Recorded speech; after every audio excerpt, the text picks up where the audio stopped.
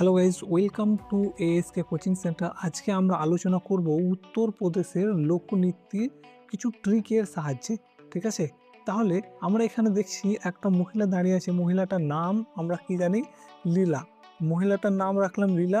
সে ঠিক 9টার সময় কাজে বেরিয়ে যায়।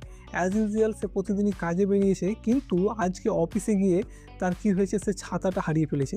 এবং যখন রাস্তায় ফিরছে তখন দেখছে যে সে ঝড়ের মুখোমুখি হয়েছে, এবং ঝড়ের মুখে যখন পড়েছে সে দেখছে যে ভিজে গেছে, এবং সে চাপে পড়ে গেছে যে সে যে ভিজে গেছে বাড়িতে গিয়ে সে কী উত্তর দেবে।